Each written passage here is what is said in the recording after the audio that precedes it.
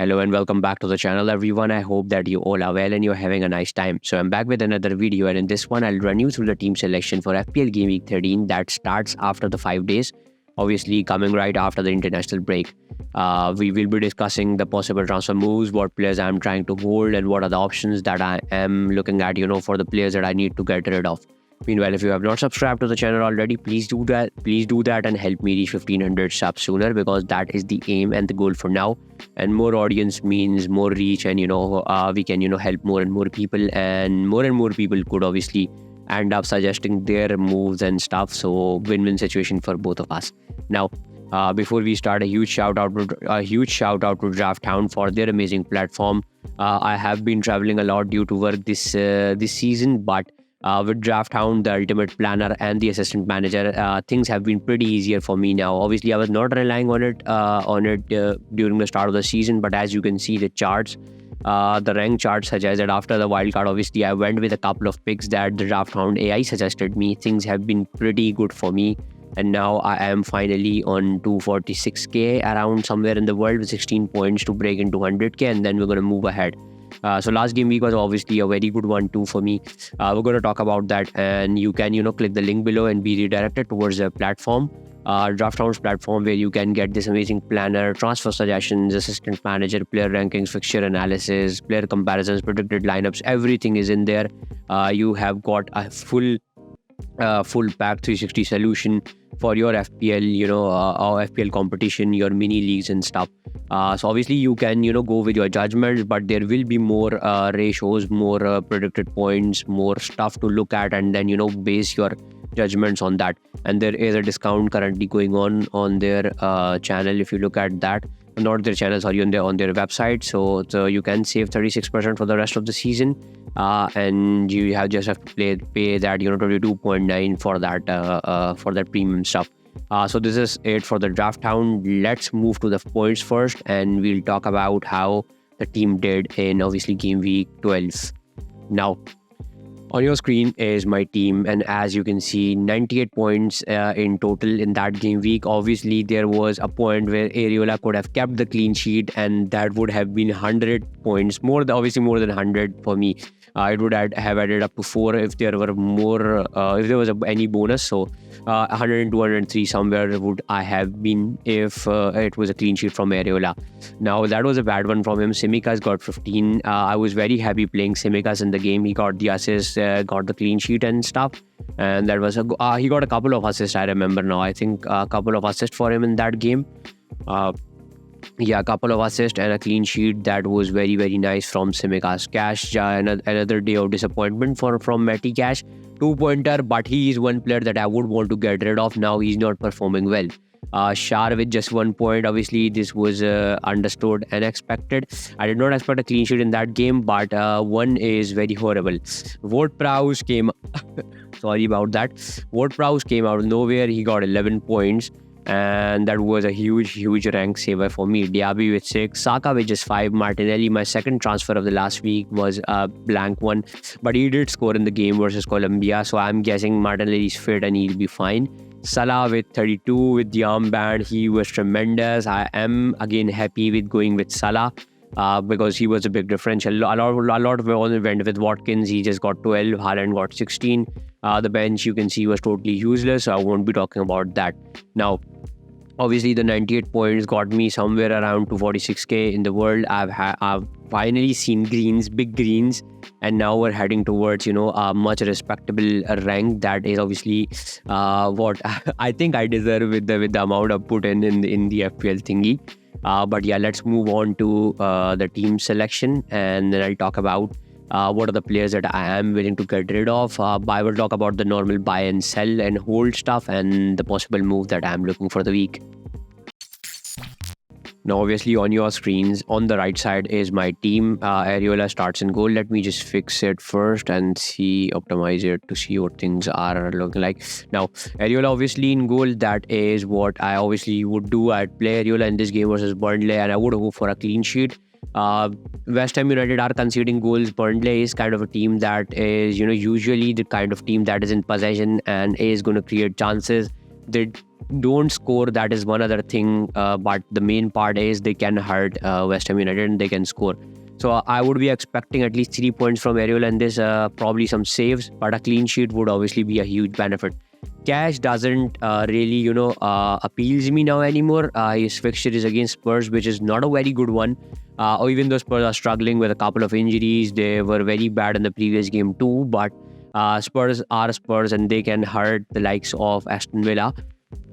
But specifically due to this thing that Spurs are missing out on their main players, I would give an advantage to Cash and wait out for him till that Bournemouth fixture. If things do not go his way, I would have to get rid of him because he's eating 4.9 million and he's not performing well. Then obviously Shar is at 5.1 million. The fixtures are all right. Chelsea fixture is not the best of fixtures. We've seen Chelsea get back in form. They are scoring goals. They played pretty well versus Manchester City, not gonna lie, that was a good game.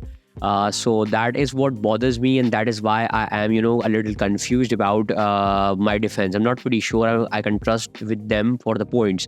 Kabure, the third one in, obviously 4 million. He's got Crystal Palace, but I'm pretty sure I won't play him. And at the end of the day, what I will do is I'll just go for Tsimikas, even though he's got Manchester City, and I'll just bench Kabure. Manchester City is obviously a kind of side that is going to score. I won't expect Tsimikas to keep a clean sheet or return me those points, but the attacking returns that he got in the last game would be my aim in this one too. Now, Shar, Cash and Tsimikas are going to be the defenders that I currently, can put up from the 15-man squad I have. What I could do is alternatively, I could get rid of Shar, play Lascelles, Jamal Lascelles. Obviously, he is starting. I can get that Newcastle cover. Newcastle is struggling with the injuries they have. Their main defender is injured, so that is going to be a huge blow for them. So I would be expecting a lot of clean sheets from them from now on. Obviously, Man United is another not one of the easiest fixture, another fixture that is kind of mixed. So why keep 5.1 million Shar when I can invest on someone like obviously someone like Zinchenko or someone from Arsenal. I can go for a cheaper option. From there, I can go for Gabriel easily because I do have bank. So I can go for Gabriel. I can get rid of Shar, and then obviously I'll play Lascelles to cover that defense if there is a clean sheet, which is highly unlikely as of now. Now the midfielders I'll talk about. The five midfielders formation is obviously Salah with the armband. He'll hold that. We'll see who to give the armband to at the end. I won't get into that debate as of now because we are still 5 days away. But the initial plan is to give to Mohamed Salah because I've seen that Manchester City is conceding goals. They are vulnerable and Salah is in such a brilliant form. He's even scoring in international games. That is why I would want to give to Salah. But keeping that in mind, we've seen Liverpool struggle defensively too this season, and Haaland could be equally good option in this one. So this is totally on the judgment. You go with the player you think can fire, and either of us could go big, both of them could go big, and obviously both of them could blank.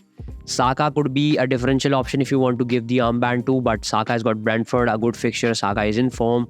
Obviously, we know that most of the attacks are going to flow through him because he's very good at the wings. The reason why I went with Saka and Martinelli last week was a good set of fixtures, and the reason why I'm talking about Gabriel to bring at the back is the good set of fixtures. We can expect points from the Arsenal boys. Martinelli at 7.8 million, he's got Brentford too. So these are good fixtures that I am pretty excited about, and I am expecting points because we've seen Brentford score goals and concede them too. Now, obviously Diaby has got Spurs, a tough fixture, not the easiest of fixtures, but Diaby has been in such good form. Now, Spurs, specifically talking about Diaby, we've seen him not providing those attacking returns, and the sole reason was for that he has been unlucky. There were points where he was we saw him being in the box, but sometimes the ball rolls away. He's not very good with finishing sometimes. But yeah, he's been a little unlucky with his chances because there were times where he could have hauled, but he didn't. So I would be trusting Diaby in the longer run still. I would give him the fixture till City, and then we'll see how things change for him. Ward-Prowse is someone I would be willing to let off very, very soon, and that is because he's playing the defensive mid-role. He's not very attacking. I mean, he is on the set pieces. He did deliver 2 assists in the last game, but that is not going to happen every game week. And with the bank I have, I can go for Kudus or probably Bowen, who are most likely to be among the attacking returns, and obviously then more than Ward-Prowse. I've talked about Martinelli. Moving towards the forward, Haaland and Watkins are going to be staying in for a while now. There's obviously Julian Alvarez, there's obviously Darwin Núñez, but I think with the amount of minutes that these guys are going to get, there will be a little clash between those two with the amount of points. And the minutes. Obviously, Haaland with the armband is a perma captain kind of thing for a lot of people, and we've seen him score goals out of nowhere. So I don't think this is the right time to get rid of Haaland, with the EU obviously playing a huge role. So I would still give him some games, and we'll see how things turn out. A lot of people have sold Haaland already. They've gone for Darwin Núñez and stuff, and the last week was the one where they would have realized that they sold Haaland wrongfully. Watkins has been mixed so far, but he is in good form, and to be honest, he deserves a couple of chances before we X him out and look for options. Now, what we could alternatively do is, along the line, we could invest in another defender, someone from Arsenal, probably if they do keep clean sheets, get that 4-4-2 formation into play. Or we could do, the 4-5-1 if that works out, because the midfielders at this time are so good and there are so many options. We can go for the 5 midfielder formation, downgrade Watkins, just play Haaland up front, and get a defender at the back who from Arsenal who is getting those clean sheets, and any other team that is keeping those clean sheets. And obviously you can upgrade someone like Diaby or Ward-Prowse. For someone like in the longer run I'm talking about. Obviously, if let's say there was someone like Madison who's playing pretty well but is not a cheapest option, Bruno Fernandes, if he starts firing. So there are a lot of options in the midfield. As of now, I'm looking at Kudus and Bowen. Those are the two players that are on my list. Now the bench is going to stay the same. Archer on the first one, Lascelles on the second one, Kabure on the third one, and Turner obviously the second option. Now, the transfer suggestion this is giving me as of now, it is saying that I could get rid of Tsimikas and go for Soufal, get rid of Cash and go for Zinchenko, get rid of Schär and go for Zinchenko. What I'll do is I'll get rid of Schär. Let's see what are the other defenders that are highly owned before we make our decision. So Trippier, obviously, Alexander-Arnold, there's Saliba, there's Zinchenko, there is Tsimikas, there's Virgil van Dijk, there's Gabriel, there's White, there's Schär, there's Walker. So there are a lot of options to pick from. We can go for Saliba too, whose expected points, as you can see, are 14.9 in the upcoming game weeks, and with Zinchenko they are 14.6. So let's just give him a chance. I'll go for him here. I still have 1 million in the bank, and what I could do is I could just go for Jamal Lascelles and bench Cash in this one, or I could just play Cash and bench Tsimikas in this one. So that way I would have at least one option and I could expect one clean sheet in these 3 games from 3 different defenders. So Saliba, a slight chance, not the best of chances because this is an away game, but a slight chance of a clean sheet if there is any. The major probability of me this week is going to be rolling, but I am going to be going for an Arsenal defender in the upcoming game weeks, and that is because you can see the good fixtures that are coming up: Wolves at home, Luton at away, and the expected points. So that is a probable option in the upcoming game week. 70 to 75% this week I will just roll.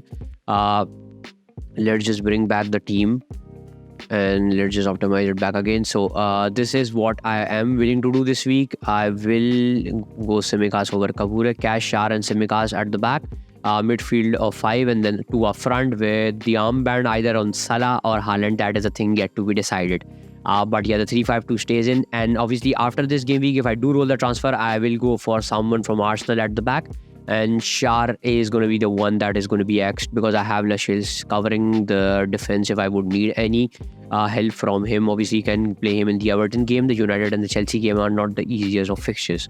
So this is currently it from my side. These are my transfer plans and this is what I currently have in my mind. Let me know what are you thinking, what are your transfer plans, and what are the players that you're looking at that you want to bring into your team. So yeah, thank you all for watching and have a nice international break.